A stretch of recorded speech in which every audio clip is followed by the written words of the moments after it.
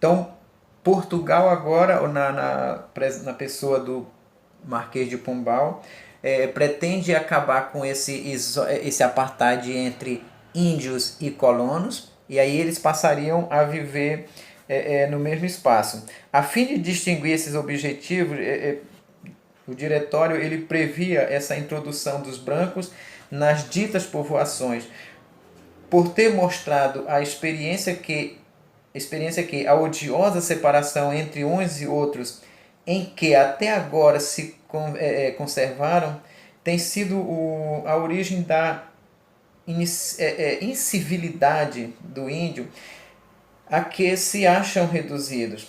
Para prevenir a repetição de práticas arbitrárias já detectada antes por parte dos brancos, o Estatuto estabelecia condições para que os brancos pudessem residir nas povoações.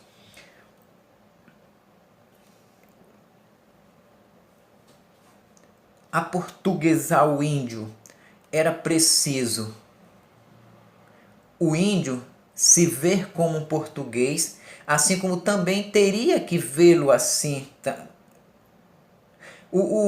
Como assim? Ora, o índio precisava se ver como português.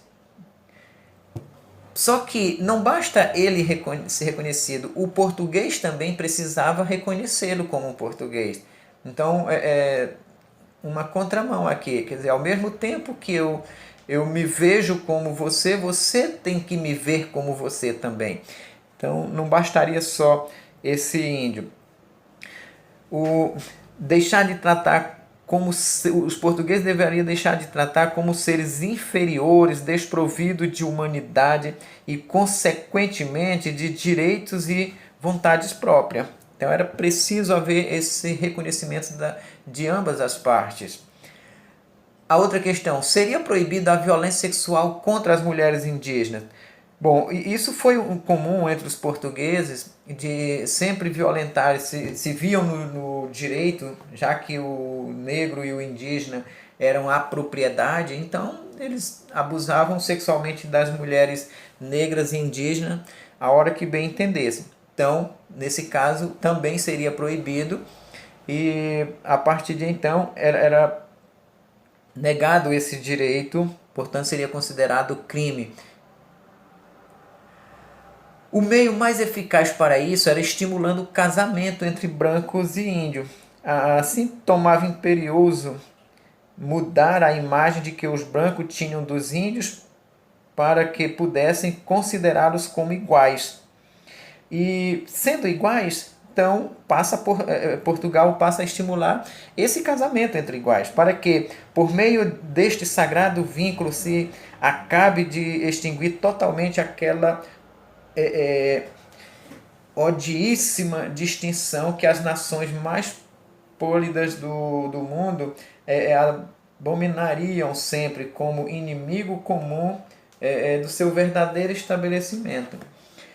Outra situação que os diretores deveriam trabalhar ideologicamente os colonos a não ver os índios como inferiores.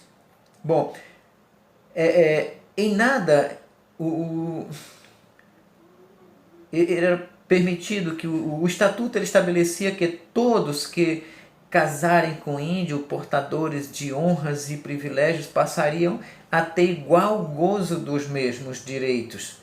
Então, aqui o português, o colono, portanto, ele teria que entender essa situação. E aí cabia aos diretores convencê-los a ver esse índio como igual em direitos de todos os sentidos, né? O cidadão, como cidadão português.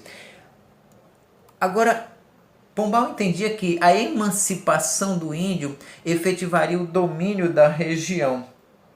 Como significa isso?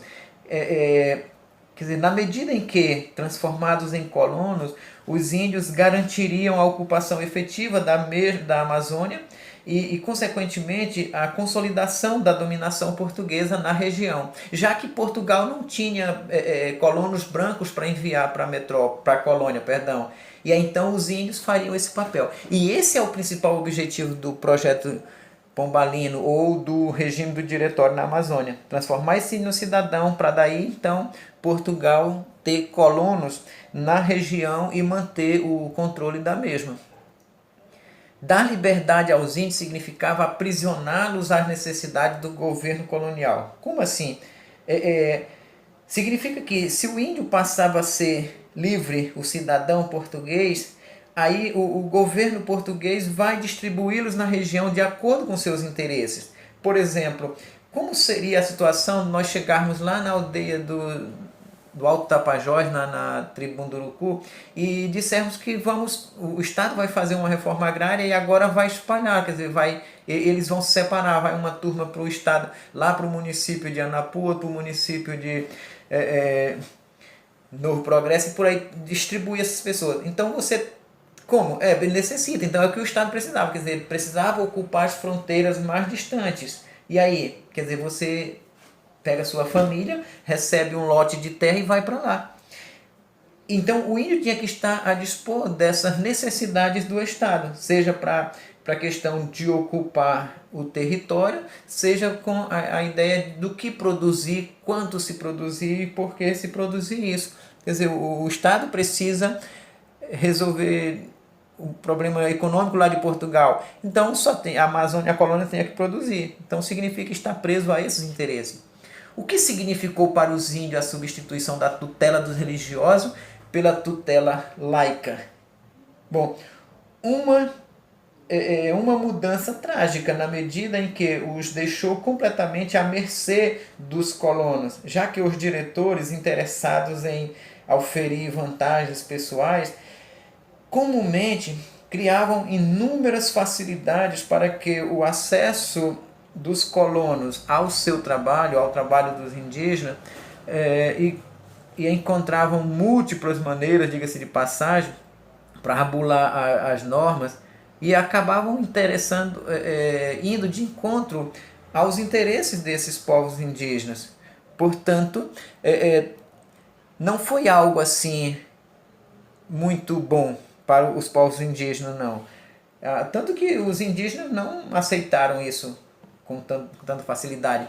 Eles fugiam também das vilas da mesma forma que fugiam dos aldeamentos. Uma prova desses índios fugir é que hoje existe em Roraima uma tribo e a língua deles é o Nhangatu. Bom, então nesse caso significa o quê? Uma nação indígena que foi formada a partir de índios fugidos das vilas, que já tinham perdido suas línguas originais, mas que falavam a língua Nhangatu. Portanto, aí uma prova de que também não foi sucesso, assim como não foi sucesso nos aldeamentos religiosos, também não foi sucesso o projeto do diretório. E o diretório representou um esforço estupendo de integração do índio à sociedade colonial, contribuindo dedicadamente para intensificar a desorganização do seu antigo modo de vida, integrando ao modo de vida português. Quer dizer, esse era o principal objetivo do diretório, integrar o índio à cultura portuguesa para que esse se dedicasse aos interesses portugueses. Portanto, desaculturar o índio de suas tradições e aculturá-lo na tradição portuguesa.